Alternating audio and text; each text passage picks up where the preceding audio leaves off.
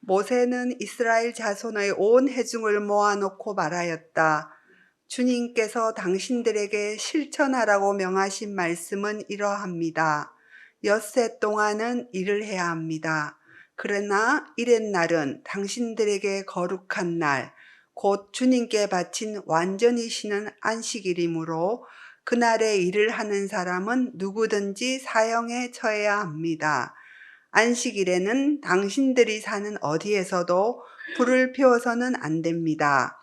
모세가 이스라엘 자손의 온 회중에게 말하였다.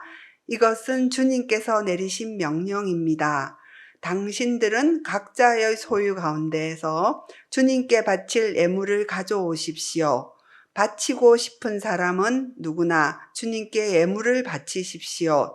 곧 금과 은과 동과 청색 실과, 자주색 실과, 홍색 실과, 가는 모시 실과, 염소 틀과, 붉게 물들인 순약 가죽과, 돌고래 가죽과, 아카시아 나무와 등장용 기름과, 예식용 기름에 넣는 향품과, 분향할 향에 넣는 향품과, 애복과 가슴바지에 박을 홍옥수와 그 밖의 보석들입니다. 이는 하나님의 말씀입니다. 저는 꽤 많은 사람들과 만나면서 시간을 보내고 또 많은 이들과 대화를 나눌 수 있는 기회가 있습니다. 그때마다 사람들이 제게 의례적 질문인지 아니면 정말 궁금해서 그런 건지 모르겠는데 제가 답하기 어려운 질문들을 던집니다. 목사님, 세상에 희망이 있을까요? 또 어떤 이들은 그렇게 질문하기도 합니다. 목사님, 교회에 희망이 있나요? 저는 그 질문에 대한 답을 그분들이 듣기를 원한다고 생각하기보다는 자기들 마음속에 있는 답답함을 그런 방식으로 표현했다고 느끼기 때문에 그런 질문을 받을 때마다 안쓰러움을 느낍니다. 그리고 가끔은 함석헌 선생님이 들려주셨던 말씀을 그분들에게 다시금 말하기도 합니다.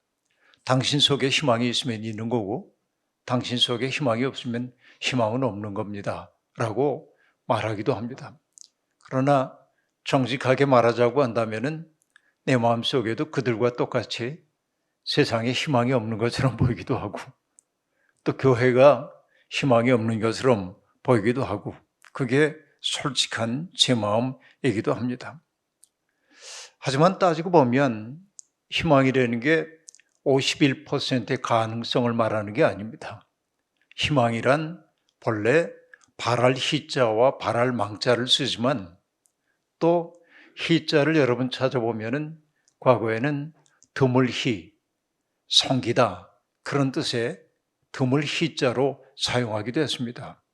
희망이라고 하는 것은 가능성이 많기 때문에 희망이 아니라 우리가 마땅히 바라야 하는 것이기 때문에 바랄 수 없는 중에도 바라는 것이 진정한 희망이다. 이렇게 얘기할 수 있겠습니다. 희박한 가능성, 그것을 붙잡고 그것을 현실로 만들어내려고 애쓰는 게 성도의 삶, 믿는 이의 삶이다. 이렇게 말씀을 드리고 싶습니다. 그런데 세상에 희망이 있습니까? 이렇게 음울한 목소리로 질문을 던지는 이들도 있지만 삶으로 스스로 희망이 된 사람들도 있습니다. 저는 은퇴한 이후에 그런 이들과 만나는 가슴 벅찬 감동들을 많이 경험하고 있습니다. 몇 주 전에는 제가 천안 백석대에서 열렸던 전국 기독교사 대회에 참석해서 사흘 동안 말씀을 전했습니다. 무려 1,100명의 교사들이 모여서 참된 교육이 무엇인지, 이 땅에서 기독교인 교사로 부름받은 까닭이 무엇인지에 대한 고민들을 함께 나누는 시간이었습니다. 교육의 본질이 무엇인지 묻지 않는 시대, 그리고 교권들이 무너져 버린 시대, 교사라고 하는 자부심을 맛보기 어려운 그런 시대를 살고 있죠. 특별히 서희초등학교 교사가 정말 모멸감을 견디다 못해서 생을 등지는 이 사건이 교사들에게 주었던 충격은 이루 말로 다 할 수가 없는데 그런 속에서 그분들이 함께 모여서 우린 왜 교사인가? 우린 왜 기독교사인가? 이런 질문을 던지고 하나님 앞에 길을 묻는 그런 시간이었습니다. 정말 그분들의 모습을 바라보면서 저는 희망이 있구나 그렇게 느꼈습니다. 미국의 학자인 마사 누스바움은 교육의 목표를 두 가지로 얘기를 합니다. 하나는 타인의 관점에서 세상을 볼 수 있는 능력을 키워주는 것, 이게 교육의 본질이라고 얘기를 하고 있습니다. 내 눈으로 세상을 바라보는 게 아니라 다른 이의 눈으로 세상을 바라볼 수 있는 능력이 내게 있는가? 교육 받았다라고 하는 것은 나 좋을 대로 사는 게 아니고 타자의 눈으로 세상을 볼 수 있는 공감의 능력이 내 속에 생겨나는 거겠죠. 그가 말하는 두 번째 목표가 있다면 가까이 있든 멀리 있든 간에 타자에 대해서 진심으로 관심을 기울일 수 있는 능력, 이것이 교육의 목표라고 이야기하고 있습니다. 그러나 오늘 우리 사회의 교육이라고 하는 것은 수월성 교육, 남과 경쟁에서 이기는 교육, 성공의 사다리 윗단에 올라가기 위해 수단 방법 가리지 않는 교육, 그래서 공부는 잘하지만 타자들이 귀함을 알지 못하는 이들이 너무 많은, 공부 잘하는 기계가 많은 세상, 그 때문에 공부는 잘하는데 따뜻함은 잃어버린 그런 사람들이 너무도 많은 세상이 되어버리고 말았습니다. 교육의 본질이 망실된 것이죠. 제가 종종 인용하는 아브라함 조슈아 헤셀이라고 하는 분은 교육의 목표에 대해서 이렇게 얘기하고 있습니다. 학생에게 살아있는 존재의 신비와 놀라움을 느끼게 해주는 것. 여러분, 이게 교육의 가장 큰 본질이라고 얘기하고 있습니다. 뿐만 아니라 자신이 무한하게 값진 존재이고 모든 것을 빚으로 받은 존재라는 사실을 아는 거. 내 인생이 무한히 값진데 그것은 남들보다 내가 유한히 굉장히 중요하기 때문이 아니라 내 삶이 사랑에 의해 빚진 삶이기 때문에 무한히 소중한 존재라는 사실을 알고 우리 인생의 과제가 있다고 한다면 시간 속에서 거룩함을 지향하는 것, 시간 속에 성을 깨닫는 것, 거룩함이죠. 그리고 축제의 능력을 기르는 것. 내 삶이 얼마나 기쁜가, 내 삶이 얼마나 놀라운가. 그래서 나의 벗들과 더불어서 함께 생을 경축할 수 있는 능력이 내 속에 생겨나도록 하는 것. 그리고 하나님과 인간에 대해서 동시에 알게 해주는 것. 이런 것들이 교육의 본질이라고 얘기하고 있습니다. 오늘 우리의 교육이 이런 것들을 지향하고 있는지요. 그 때문에 교회 교육이 매우 중요하다고 얘기하는 것입니다. 바로 이 교육을 해야 하기 때문이죠. 바로 기독교사들은 그런 고민들을 나누고 있었습니다. 8월 셋째 주일에는 전국 기독법률가대회에 가서 말씀을 나눴습니다. 법률가들 한 250명쯤이 모여있는 모임이었는데요. 그분들이 기독법률가라고 하는 모임을 만들었던 까닭이 뭐냐면 많은 자기의 동료들이 위를 바라보며 살고 있었기 때문에 그렇습니다. 저도 과거에 사법연수원 같은 데 가서 말씀을 전하면 앞에서 찬양인도 하고 또 기도하고 그러는 이들을 보면서 앞자리에 앉아가지고 제가 늘 하나님께 그랬어요. 하나님, 큰일 났습니다.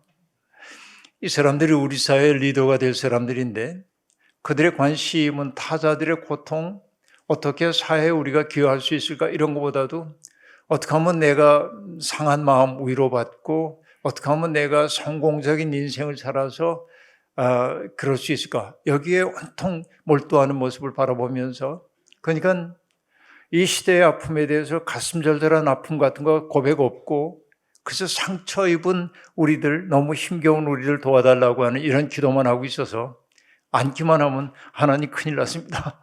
저는 그렇게 하소연을 하고 했는데 이 기독법률가대회 분들하고 얘기를 나누다 보니까 제게 그렇게 얘기합니다. 목사님, 그래서 우리가 모였습니다. 우리의 지향점은 하향성입니다. 이게 저 높은 위로 올라가는 게 아니라 우리가 가지고 있는 법률적인 지식과 권한을 가지고 사회적 약자를 돕기 위해 최선을 다하자, 그런 의미에서 우리가 모였습니다. 이게 예수님의 마음이라고 우리는 그렇게 느낍니다 라는 얘기, 사뭇 진지했습니다.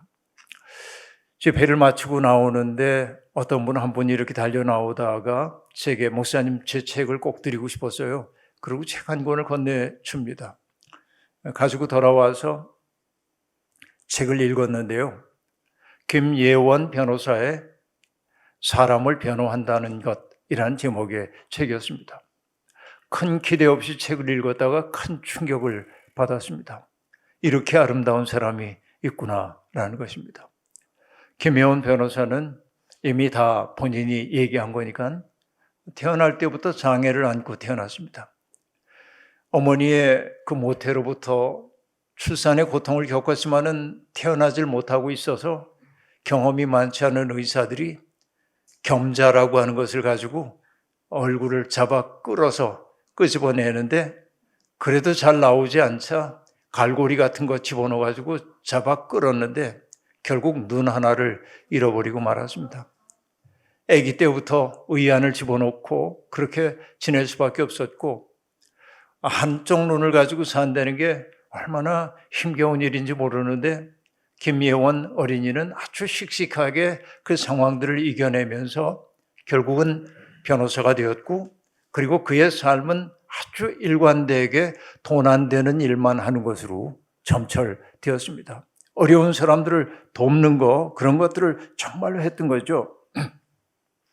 그는 그늘진 땅에 살고 있는 사람들을 찾아가고 그 사람들을 밝은 곳으로 인도하기 위해 할 수 있는 모든 걸 다 했어요.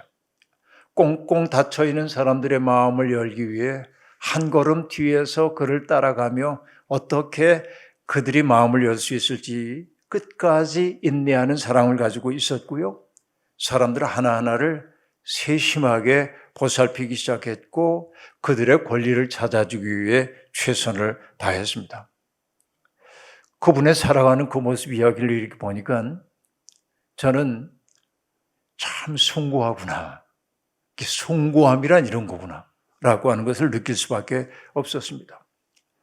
제가 숭고하다고 느꼈던 까닭이 뭐냐면 그분은 자기를 찾아오는 클라이언트들을 처리해야 할 일감으로 보지 않고 함께 살아가야 할 아주 소중한 이웃으로 대하기 시작했고, 그들을 돈벌이의 수단으로 보지 않고 치유받아야 할 사람으로 대하기 시작했어요. 인간으로 대하기 시작한 거죠. 저는 이것이 너무나 놀라운 일로 보여집니다.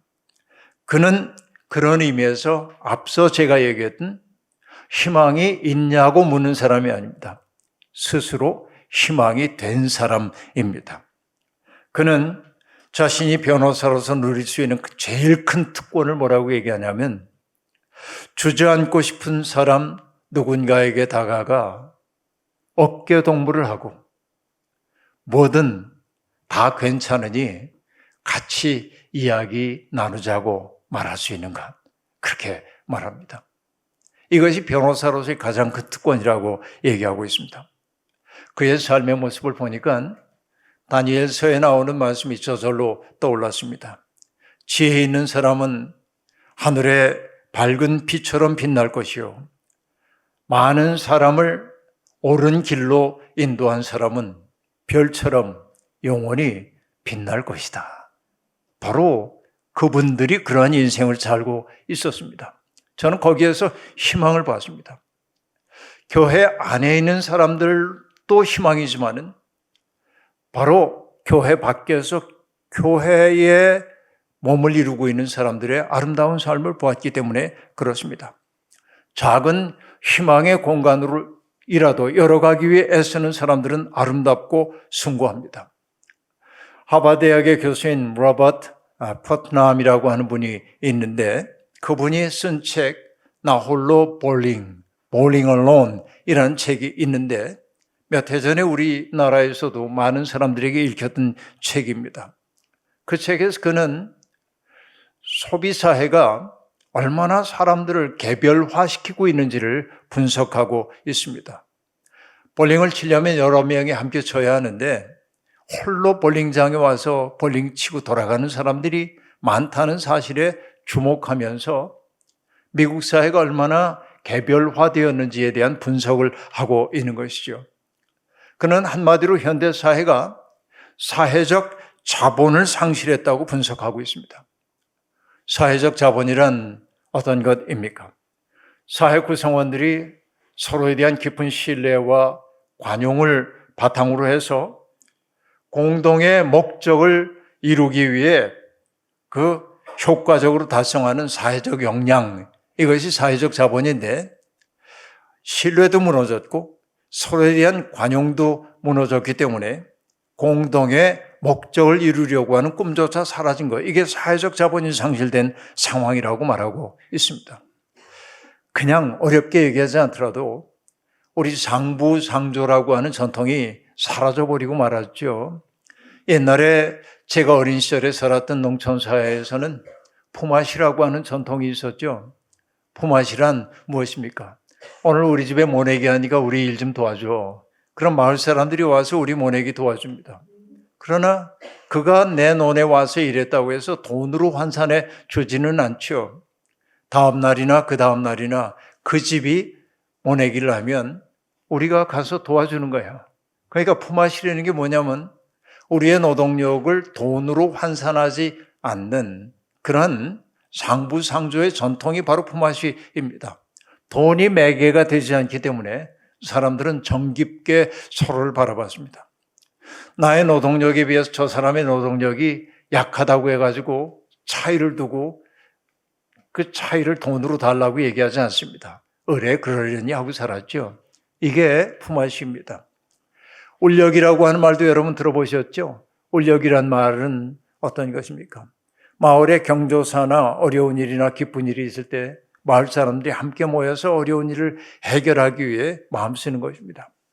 마을에 있는 어떤 사람 하나가 어려움을 겪을 때 마을 사람들이 다 나서가지고 그 어려운 문제를 해결해 주는 것을 울력이라고 얘기하고 있는데 그것이 여러분 공동체를 살아있게 만들었죠. 그러니까 나는 넘어져도 괜찮은 게 우리 공동체가 나를 떠받들어 주기 때문에 그렇습니다. 그 때문에 과거에 우리는 골고루 가난했지만 비참하다고 느끼지는 않았습니다. 오늘 우리는 그때에 비해서 훨씬 더 풍요롭게 지내고 있지만은 왠지 마음속에 씁쓸함과 허전함을 느끼고 살고 있습니다. 이것이 무엇 때문입니까? 사회적 자본이 사라졌기 때문에 그렇다라고 얘기하고 있습니다. 그런데 아까 얘기했던 로버트 퍼트남이라는 사람이 그의 후속 연구를 통해 흥미로운 이야기를 하나 하고 있습니다. 그런데 우리 사회에 사회적 자본이 남아있는 데가 있다는 거예요. 그게 뭐냐면 예배 공동체입니다. 정말 이 학자가 예배 공동체를 연구를 하고 있는 거예요. 뭐 기독교 신자이기 때문이 아닙니다. 그는 통계를 내봤어요. 정기적으로 예배에 참여하는 사람들이 그렇지 않은 사람들보다 자선 행위에 얼마나 큰 열심을 내는지 보니까 예배에 참석하는 사람들이 어려운 사람들 돕기 위해 돈도 잘 내고 또 봉사하는 일에도 열심히 참여하고 좌절한 사람 곁에서 시간을 보내는 일에도 인색하지 않고 낯선 이들을 환대하는 일에도 그들이 마음을 굉장히 쓰고 있다는 사실을 알게 되었습니다. 그리고 또 하나가 있어요. 그건 뭐냐? 사회적 이슈에 대해서도 책임감을 가지고 다가서더라 하는 얘기입니다. 그런데 그의 연구 가운데 흥미로운 대목 하나가 뭐냐면 재밌는 건데 이건 뭐냐면 뭐 때문인지 모르지만은 예배에 참여하는 무신론자가 예배 공동체에 들어오지 않는 신자보다 훨씬 더 그런 일들을 열심히 하고 있더라는 겁니다. 그러니까 여러분 이 예배를 함께 드린다고 하는 일이 얼마나 소중한지 이게 얼마나 큰 사회적 자본인지에 대한 이야기를 그는 그렇게 분석을 하고 있어요. 그래서 저는 이것을 이렇게 생각해 봅니다. 인간의 인간됨이라고 하는 것은 결국은 다른 이들과 긴밀하게 연결될 때 구현되는 가치구나라고 하는 거. 그러니까 여러분 연결이 많아져야 우리가 사람다운 사람이 될 수 있어. 우리가 예배 공동체에 속해 있다고 하는 건 정말 아름다운 일인데 우리가 살고 있는 세상은 끝없이 경쟁의 벌판으로 우리를 내몰면서 사람들을 조각내고 갈라놓습니다. 그러나 이곳에서 우리는 하나됨의 기쁨을 맛보는 거예요. 누군가하고 연결됨을 우리는 경험하게 되는 것이죠. 바로 이 연결이 얼마나 중요한지에 대한 이야기 생각해 보는데 오늘 읽었던 출애굽기의 본문 말씀은 출애굽 공동체가 하나님과 시내산 언약을 맺은 이후에 벌어진 일들을 보여주고 있습니다. 모세가 백성들이 하나님의 뜻대로 살기로 작정했다는 그 기쁜 소식을 전하기 위해 산에 올라가 하나님을 만나게 됩니다. 그런데 모세가 산에 올라간 지 굉장히 긴 시간이 흘러갔는데도 내려오지 않자 산 아래에 있었던 백성들은 두려움을 느끼게 됩니다. 모세의 부재가 그들의 마음속에 두려움을 심어 주었던 것이죠. 그 때문에 사람들은 아론에게 몰려가서 부탁합니다. 그 사람 모세가 어찌 되었는지 우리가 알 수 없습니다. 그의 부재가 우리를 얼마나 불안하게 만드는지 모릅니다. 그러니 우리를 이끌 신을 만들어 주십시오 라고 얘기합니다. 그러자 아론은 그 무리의 압박을 견디다 못해서 사람들에게 금부치를 모아오라고 얘기하고 금부치를 녹여서 거푸집 속에 녹여가지고 금송아지를 만듭니다. 이것이 여러분 출애굽기에 나오는 최대의 스캔들이죠. 금송아지가 거푸집에서 나오자 백성들은 기뻐하면서 바로 이것이 우리를 인도할 신이라고 얘기합니다. 우상이 그렇다는 얘기가 아니고 그들은 하나님의 형상을 금송아지 형상으로 만든 것이죠. 이게 그러니까 다른 신을 믿었다기보다는 자기들의 불안을 달래줄 수 있는 가시적인 어떤 존재를 그들은 만들어 놓고 그것을 섬기려고 했던 것입니다. 그들은 금송아지 앞에 번제와 화목제를 바치고 그 앞에서 먹고 마시고 흥청거리며 뛰놀았습니다. 하나님은 그들의 행태를 바라보며 분노하셨습니다. 그래서 모세에게 얘기합니다. 야, 산 아래에서 벌어지고 있는 기가 막힌 일이 있다라고 말하면서 그 내 백성이 지금 이렇게 우상을 만들어가지고 섬기고 있다고 말하면서 가만히 보니까 이 백성은 고집센 백성이어서 나는 이들과 동행할 생각이 없어져 버리고 말았다. 나는 얘들하고 같이 가지 않을 거야. 그리고 뭐라고 얘기합니까? 내가 이들을 없애버리겠다. 하나님이 단단히 화가 나셨습니다. 그러자 여러분 모세는 어떡합니까? 하나님 앞에 엎드려 납작 엎드려 중보의 기도를 합니다. 하나님 그러시면 안 됩니다. 저들이 비록 이렇게 아주 못된 일을 저지르고 있지만 그렇다고 해서 하나님 저들을 포기하신다고 한다면 하나님의 명성에도 누가 됩니다. 애굽에서부터 그들을 이끌어내긴 했는데 가나안에 데려갈 능력이 없는 분이라고 하지 않겠습니까? 그러니 어찌하든지 인내하는 사랑으로 돌봐주셔야 됩니다.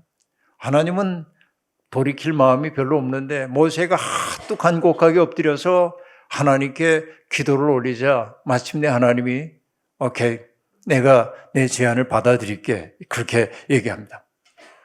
이제 모세는 산 아래로 내려왔습니다. 그러고 보니 지금 천상에서 어떤 일이 벌어졌는지 모르는 그들이 그 금송아지 앞에서 뛰놀고 있는 모습을 보고 모세는 기가 막혔습니다. 백성들이 제멋대로 날뛰는 것을 보았습니다. 아론이 그들을 제멋대로 날뛰게 하여서 적들의 조롱거리가 되게 했다라고 성경이 얘기합니다. 그들은 더 이상 하나님과 언약을 맺기로 한 언약 공동체가 아니라 자기들의 열정을 통제하지 못하는 무리로 변해버리고 말았어요. 무리. 그렇죠. 무리라고 하는 게 여러분 어떤 것입니까? 한나 아렌트 같은 사람은 이런 무리를 MOB. 그래서 그것을 우리말로 번역할 땐 폭민 그러는데, 그렇죠? 어떤 그 폭력적인 열정에 휘둘리는 사람들이 바로 무리라고 얘기할 수 있겠는데, 공동체가 아니라 제멋대로 날뛰는 사람이 되어버리고 말았다 하는 얘기죠. 그래서 여러분, 사사시대 말기에 그 혼란스러운 상황을 얘기하기 위해서 사사기의 마지막 부분에 나오는 구절이 있죠. 그때는 왕이 없었으므로 저마다 어떻게 했다는 겁니까? 사람들이 저마다 자기의 뜻에 맞는 대로 하였다. 각자의 뜻대로 살았단 말이죠. 그렇죠? 이 무리들의 특색은 무엇입니까? 무례하고 폭력적이고 거칠고 이기적이고 냉소적입니다. 바로 여러분 하나님의 백성들이 무리로 변한 그 끔찍한 현상이었던 것이죠. 모세는 금송아지를 불에 태워가지고선 그것을 빻아서 물에 타가지고 백성들로 하여금 마시게 만들었습니다. 흔적조차 없애버리는 것이죠. 그리고 그렇게 사람들을 선동했던 무리의 대표자들을 준엄하게 심판을 행합니다. 정화가 일어난 겁니다. 그리고 모세는 다시금 하나님 앞에 올라갑니다. 오랫동안 거기에 머무는 동안 하나님은 모세에게 백성들이 어떻게 살아야 하는지 10계명을 새롭게 제정하여서 그들에게 알려줍니다. 조금 더 상세한 내용, 우리가 알고 있는 10계명보다 상세한 내용으로 일깨워줍니다.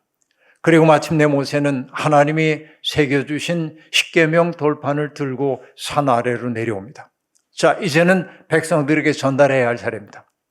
근데 출애굽기 35장에서 모세는 하나님이 그들에게 명한 것들을 다양한 내용을 두 가지로 딱 요약합니다.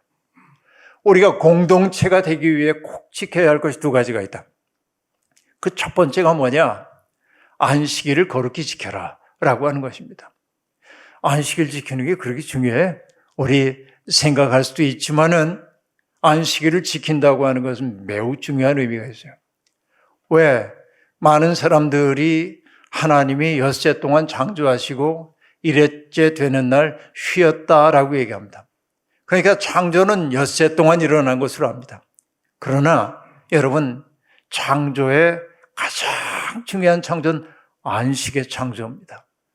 그러니까 안식일을 거룩하게 지키는 것이 창조의 완성이라고 하는 얘기입니다. 여러분, 단순히 쉬라고 하는 얘기가 아닙니다.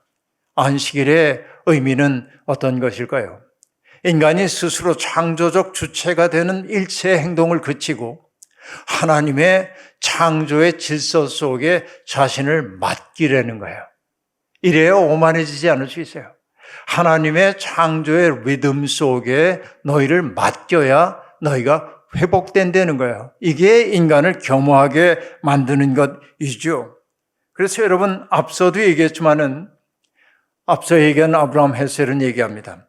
우리는 한 주의 엿새 동안은 땅에서 이윤을 짜내며 이 세상 세계와 씨름하지만 안식일에는 영혼 속에 심겨진 영혼의 씨앗을 각별히 보살핀다라고 말합니다. 여러분, 엿새 동안의 노동을 통해서 이윤을 짜내기 위해 노력하는 것이 엿새라고 한다면 일회째 되는 날에는 내 속에 숨겨져 있는 영혼의 씨앗을 발화시키는 것, 이게 안식일의 계명이죠. 그래야 내가 누구인지를 알게 되는 거죠. 이게 안식일을 거룩히 지키라고 하는 말 속에 담겨 있는 것이죠. 그러니까 여러분, 안식일을 지키는 사람들이 비로소 어떻게 살게 됩니까? 소유에 대한 갈망에서 벗어나 하나님의 풍요로움 속에 머물게 되고, 그리고 누군가를 지배하려는 갈망에서 벗어나서 이웃을 아끼고 존중하는 삶을 살게 되는 거죠. 이게 안식일 거룩히 지키라는 말의 의미예요. 그리고 모세는 두 번째 얘기를 하고 있습니다. 하나님과의 만남의 장소인 회막을 만들기 위해 함께 협력하자라고 하는 것입니다. 회막 만들기. 이것은 그냥 예배 처소를 짓는 얘기만이 아닙니다. 회막 만들기라고 하는 창조적 행위야말로 무리에 불과했던 그 출애굽 공동체를 하나로 묶는 든든한 축이 되어주고 있어요. 중심입니다. 여러분, 사람들은 창조적인 일을 함께 할 때 공동체가 됩니다. 누군가가 이미 만들어 놓은 곳에 가서 누리기만 하는 것은 공동체가 되기 어려워요. 공동체가 된다고 하는 것은 뭡니까? 공동의 목적을 위해 함께 협력할 때 공동체가 이루어지게 된다라고 하는 얘기이죠. 이게 이제 중요한 거예요. 근데 여러분, 결국 회막이라고 하는 것은 무엇입니까? 우리 모두가 함께 지어져 가는 영원한 고향이에요.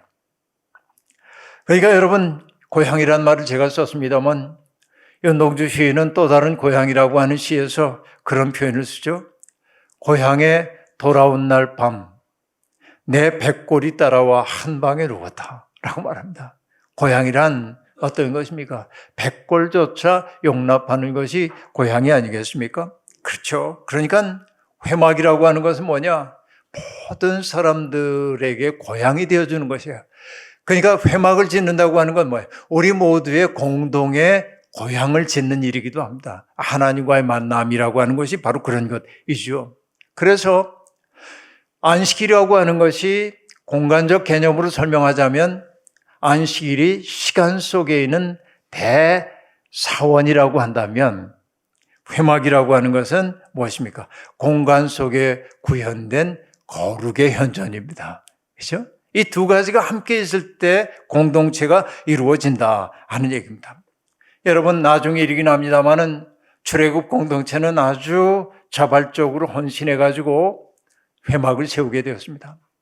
사람들이 기쁜 마음으로 많은 것을 헌신했습니다. 여기에 가장 중요한 게 뭐냐면 자발성입니다. 누구도 강제하지 않았습니다. 기쁜 마음으로 서로의 고향을 짓는 일에 협력했습니다. 그런데 어떤 사람은 금을 내고 어떤 사람은 은을 내고 누구는 돌고래 가죽을 내고 누구는 양 가죽을 내고 누구는 털실을 내고 그랬는데 기여의 경중은 가려지지 않았습니다.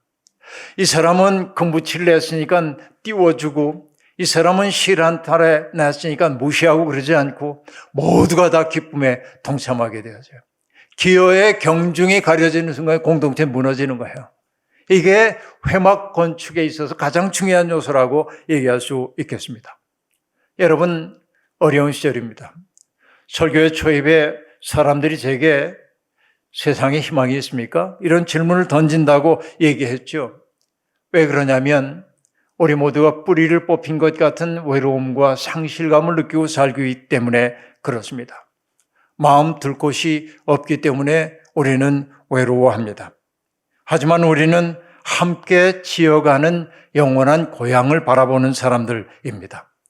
숨빛 청파교회가 영원한 고향은 아니지만 영원한 고향을 가리켜 보이는 표지판임은 분명합니다. 함께 살아갈 고향을 만드는 사람으로 부름받았다는 것, 이게 얼마나 놀라운 일인지요.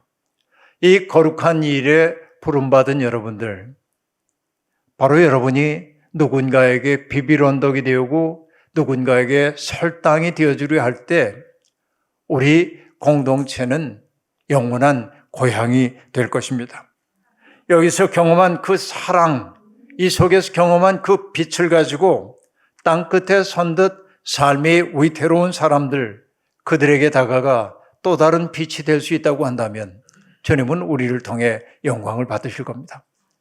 숨빛 청파교회라고 하는 이 영원한 고향의 표지판, 이것이 아름답게 세워져 얼마나 고마운지 모릅니다. 여러분은 이제 물어야 합니다. 이 아름다운 공동체에 내가 기여할 것은 무엇인지 묻고 또 물어서 누군가가 이미 만들어 놓은 것을 누리기만 하는 사람이 아니라 함께 짓는 고향을 만들기 위해 마음을 모으는 사람들이 되어야 합니다. 이를 통해서 숨빛 청파교회가 하나님께 기쁨을 안겨드리는 아름다운 교회가 되기를 주의 이름으로 축원합니다. 함께 거듭의 기도 드리겠습니다. 세상에 희망이 있냐고 묻는 이들이 많습니다. 우리도 세상을 바라보면서 희망이 없다고 느낄 때가 많습니다. 그러나 주님은 우리에게 내가 바로 세상의 희망이다 말씀하십니다. 주님, 이제는 그렇게 살겠습니다. 때때로 비틀거릴 때마다 주님은 우리의 발을 든든하게 붙잡아 주십니다. 때때로 우리가 어둠 속에 유폐될 때마다 주님은 환한 빛을 비추어 주시며 우리가 주님의 뜻을 따라 살도록 도와주십니다. 숨빛 청파교회가 하늘의 숨을 세상에 불어넣고 하늘의 밝은 빛을 비추는 아름다운 교회로 지어져 가도록 복내려 주옵소서. 이 아름다운 일에 부름받은 모든 구성원 한 사람 한 사람이 회막을 짓기 위해 애썼던 출애굽 공동체처럼 저마다가 가진 것을 통해 이 영원한 고향 세워가는 일에 기쁘게 동참할 수 있도록 인도해 주옵소서. 예수님의 이름으로 기도하옵나이다.